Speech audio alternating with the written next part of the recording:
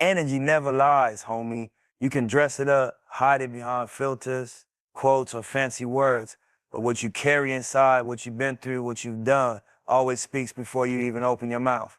Energy got a language of its own. It moves before your lips do, before your story even starts. When a woman has been connected to too many people, too many energies, it leaves traces. You can feel it even if you can't explain it. You can't fake peace. You can't fake purity of spirit. The vibe tells the truth long before the mouth does. See, every bond leaves something behind. Every exchange, every touch, every night where souls connect without meaning, it takes something and leaves something. That's the real currency of this world, energy. You can't spend it twice. You can't share it endlessly without paying the price. When you move through people with no purpose, no alignment, no soul tie that builds, you spread yourself thin. You start feeling drained, disconnected, lost in noise, and that's why some people walk around heavy and don't even know why. They've been carrying energies that ain't theirs. A woman's energy is sacred, is life-giving, is nurturing. When she gives it without boundaries, it's like pouring water into cracked soil. It don't grow nothing. It just disappears. That's why you can meet a woman who looks good on the outside, but feels empty when you talk to her. It's not about judging her. It's about understanding the cost of not valuing what's inside. The more she gives her body without protecting her spirit, the more her energy fragments. She starts losing that natural glow, that quiet confidence that comes from self-worth. Energy tells you if somebody's been intentional or careless. You can see it in the eyes. You can feel it in the presence. When someone has shared themselves too freely, there's no mystery left, no depth. It's like a song that's been played too many times. It still sounds good, but the magic's gone. And that's not hate, that's just truth. When you understand energy, you stop judging people by what they say and start feeling who they are. The universe runs off frequency, not appearance. When your frequency gets mixed up with too many others, you lose your clarity. That's why some people can't find peace no matter what they do. They tied their spirit to too many stories, too many wounds that weren't theirs to carry. You start picking up habits, insecurities, fears that don't even belong to you. That's what happens when you confuse physical closeness with spiritual connection. But here's the flip side. Energy can also be clean, healed, and restored. When a woman starts understanding her worth, when she starts saying no to what drains her and yes to what aligns with her, her glow comes back. Her silence becomes powerful again. Her aura gets loud in the best way. That's the beauty of energy. It don't lie, but it can evolve. You can change your frequency once you recognize what you've been giving away and start taking it back. People forget that presence is the loudest statement you can make. You don't gotta speak for your energy to be felt. When you walk in truth, when you respect yourself, your vibe demands respect before you even ask for it. That's why self-awareness is the real glow-up. When you move in peace, you attract peace. When you move in chaos, you attract more of the same. So when I say energy never lies, it ain't a diss, it's a reminder. Protect what's sacred. Don't let the world convince you that giving yourself away equals love. Real love values energy, not access.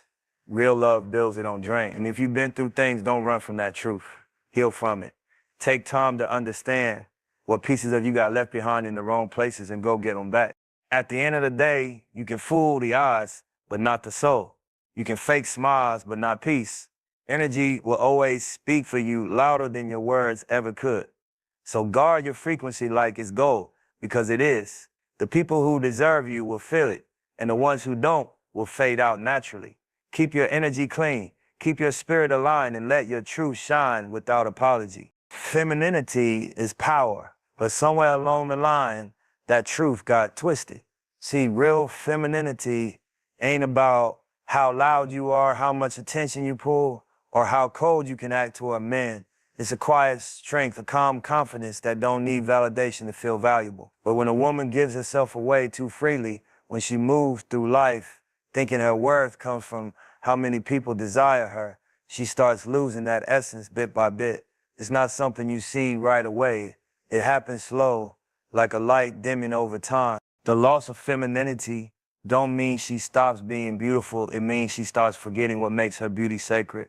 She trades softness for survival, She learns to move like a man because the world showed her that being soft got her hurt. But in trying to protect herself, she loses that divine energy that made her magnetic in the first place.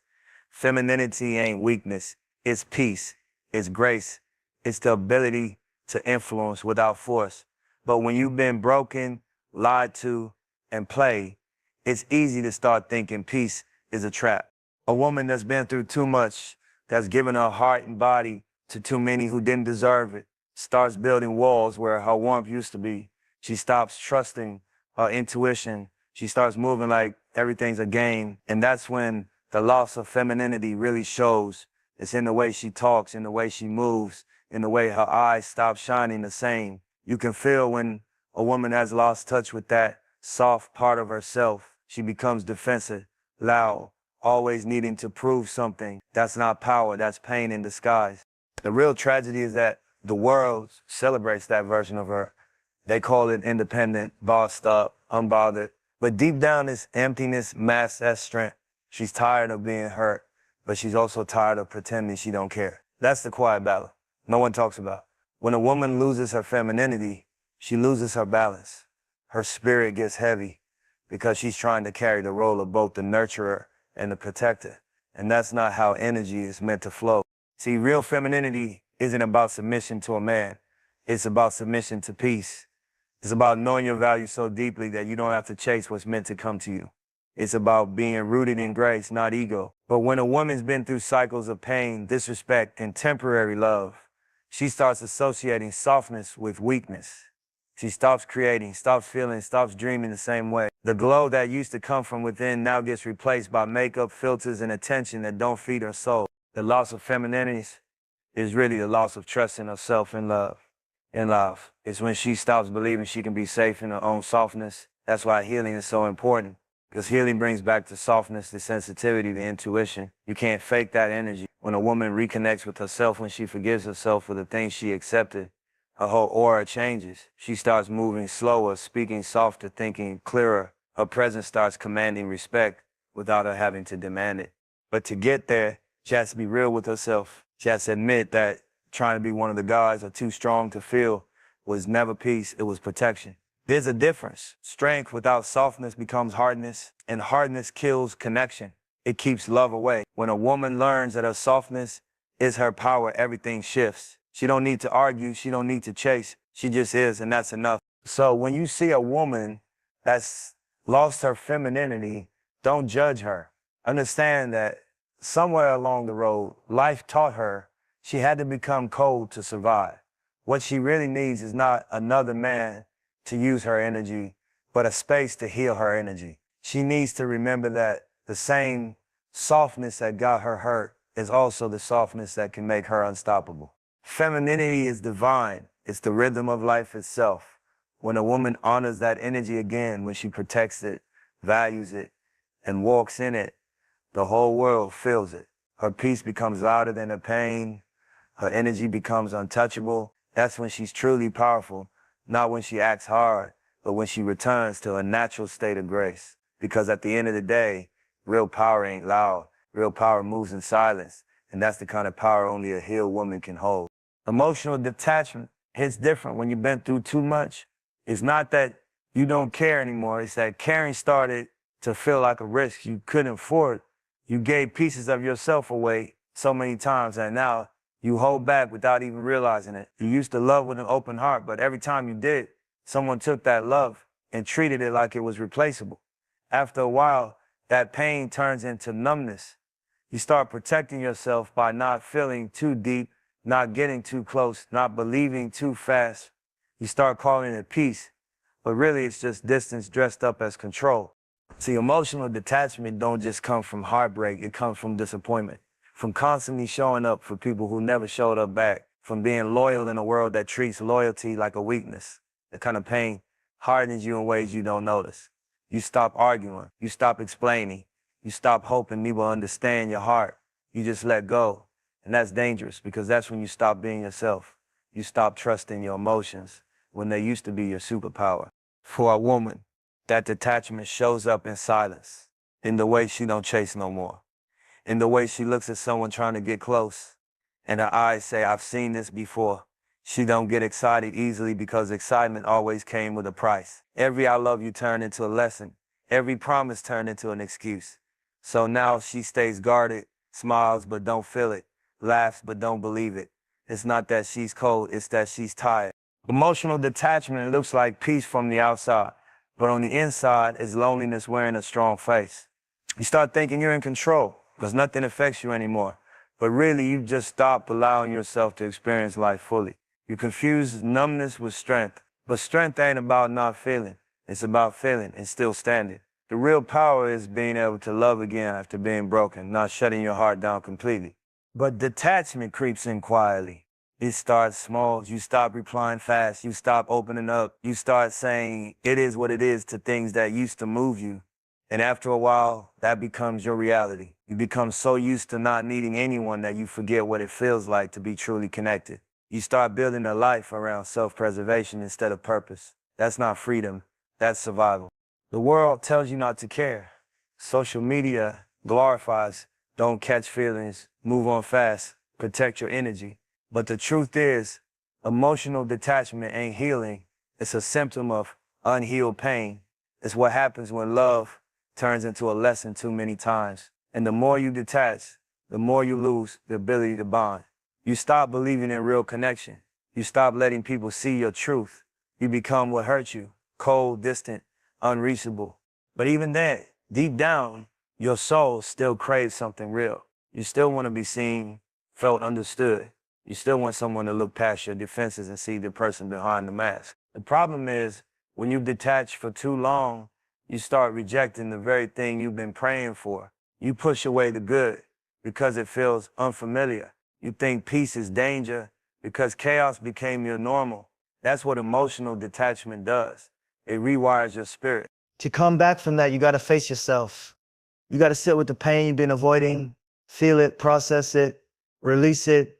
Don't let that coldness become your identity. Healing don't mean you let everyone back in. It means you learn to open your heart again without losing your mind. You learn to feel again without letting it break you. That's where real power comes from. Because when you numb yourself to pain, you also numb yourself to joy. You can't block one without blocking the other. Life's beauty lives in feeling it all, the highs, the lows, the lessons, the love. Emotional detachment might keep you safe, but it won't keep you fulfilled. There's no growth in staying guarded. Real peace comes when you can be open and still choose wisely, when you can love without losing yourself. At the end of the day, being cold don't protect you. It just isolates you. You were meant to connect, to feel, to love deeply. Don't let pain convince you that detachment is strength. Real strength is when you've been hurt and still got the courage to care again. When you can look at your past, forgive it, and say, that hurt me, but it didn't change me. That's when you take your power back. In this world right now, too many people chasing eyes instead of honor. Everybody wants to be seen, but nobody wants to be respected. It's like we traded value for visibility. Attention became the new currency, and people spending it without realizing it don't hold no real weight. You can get 1 million likes and still not get love. You can be seen by everybody and still not be valued by one real soul. That's the difference between attention and respect. One fades when the noise dies, the other lives on when nobody's watching. When a woman starts chasing attention, it's usually because somewhere along the line she stopped feeling valued. Maybe she gave her best to the wrong ones, and maybe she tried to build love on a shaky foundation. After enough disappointment, validation starts to look like love. The compliments, the stares, the DMs, they give a temporary high, but it's just noise. It fills the silence, not the soul. And over time, that becomes a trap. She starts needing the eyes on her to feel like she matters. Not real worth don't come from being watched. It comes from being respected. Respect is different. It's built off presence, not performance. You don't gotta show skin or sell an image for it. You earn it by how you carry yourself, how you move when no one's looking, how you stay solid in a world full of imitation. Respect, don't chase it, attracts. It's silent but powerful. But attention is loud and short-lived. It makes you think you're winning when really it's just feeding an empty space inside that never stays full. The problem is this generation been taught that attention equals success. Flash something, say something wild, post something crazy, and you trending, but the respect gone. And when the noise stops, you left with yourself.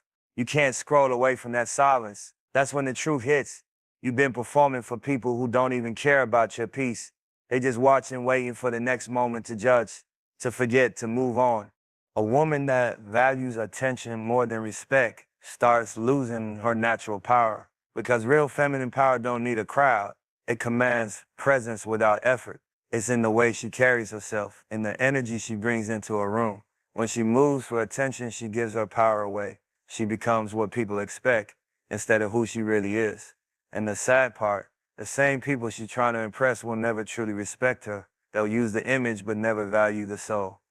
Attention got a loud echo, but no foundation. It gives you a rush, then leaves you empty. Respect is slower. It builds in silence. You don't even notice it at first, but it lasts. You can't buy it. You can't fake it. And once you have it, no one can take it. That's what makes it real. But to get it, you got to stand for something. You got to move different.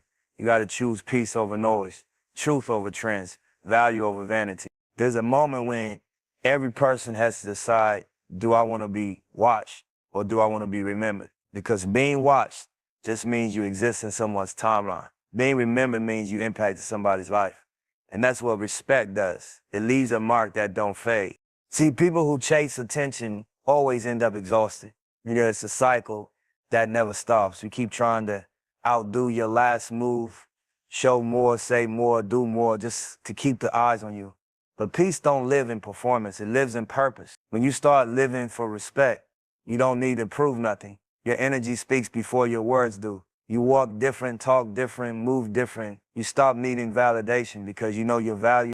At some point, you got to ask yourself what you really want to be known for, how you look, or remember for who you are. Attention fades fast. Respect lasts forever. Attention will have you loud on the internet, but empty in your soul. Respect will have you quiet in public, but at peace in private. So stop trading your worth for claps. Stop giving the world pieces of you just to feel seen. You ain't gotta scream to be valuable. You ain't gotta please nobody to feel enough. The loudest statement you'll ever make is how you carry yourself when nobody's giving you attention. Move with grace, protect your energy, and let your respect speak louder than the noise. Because when the lights cut off and the hype dies down, all that's left is who you really are, and that's what people will remember. Healing over judging, that's a real conversation most people don't want to have. We live in a world where everybody quick to point fingers but slow to look in the mirror. It's easier to judge somebody else's story than to face your own pain. But the truth is, judgment never fixes nobody. It only separates people who are already broken. Healing, that's the real work. That's what changes energy, changes mindset, changes life. You can't grow from hate, only from understanding. When you see someone moving in ways you don't agree with, it's easy to label them. She didn't see that, but you don't know what they've been through. You don't know the pain behind their choices, the scars they hide when the lights go off. Everybody fighting something you can't see. And most of the time, people don't need your judgment. They need your compassion. Because truth be told, every mistake comes from some kind of hurt. We all been there doing things out of pain, out of confusion, out of survival. But healing means you stop throwing stones and start extending grace. See, judging someone keeps you stuck on the surface. Healing lets you see the root. And once you start healing, you stop needing to make other people feel small just to feel strong. You start realizing that the same pain you criticize in somebody else lives somewhere inside you too. It just wears a different face. When you heal, you stop competing and start understanding. You start seeing people through their pain, not their behavior. And that's where growth really begins. When a woman been through a lot, people quick to talk about what she did wrong. They point out her mistakes, her choices, her past, but they never ask what broke her in the first place. They never ask who failed her, what she lost, what she learned. That's why healing over judging matters, because judgment keeps wounds open, but healing closes them. You can't shame somebody into becoming better. You gotta love them through it, even if it's from a distance. The world got this bad habit of talking down on the same people it once cheered for. When someone falls, everybody got an opinion, but nobody wanna help them get back up. Healing over judging means breaking that cycle. It means understanding that we all make choices from the level of awareness we got at the time. Once you know better, you move better. But to get there, somebody gotta believe in your growth more than your past. Healing don't mean ignoring accountability. It means approaching it with empathy. You can still tell the truth, but do it with love. You can still correct someone, but do it from a place that wants to see them rise, not crumble. That's what real ones do. Real ones guide, not gossip. They lift, not laugh. They understand that pain don't make you dirty, it makes you human. It's easy to sit back and judge someone else's path when you don't know the weight they're carrying. It's easy to act perfect when your scar is just hidden better. But healing asks for honesty. It asks for you to admit where you still hurt, where you still bitter, where you still lost. You can't preach peace while holding grudges. You can't talk about growth while tearing people down. Healing starts when you stop pointing and start reflecting. And when you start healing for real, your energy changes. You stop needing to judge because you understand the cost of pain. You start moving different, talking different, showing up different. You start giving people the space to be human, to learn, to evolve. That's power, not in the loudness, but in the grace, because grace is what keeps you humble. It's what reminds you that you ain't perfect either, and that's okay. Everybody got a story that explains why they're the way they are. Some just hide it better. So instead of saying, look at her, start saying, I hope she finds peace. Instead of saying, he changed, say, he grew. That small shift in energy, that's healing over judging. That's choosing to be light in a world that feeds off negativity. At the end of the day, we all trying to make it through this life without letting it harden us too much. Healing keeps your spirit soft. Judgment makes it cold. And the world don't need no more cold hearts. It needs people who understand. It needs people who can look at brokenness and still see beauty. So stop using your eyes to criticize. Use your heart to empathize. Because when you choose healing over judging, you're not just freeing them, you're freeing yourself too.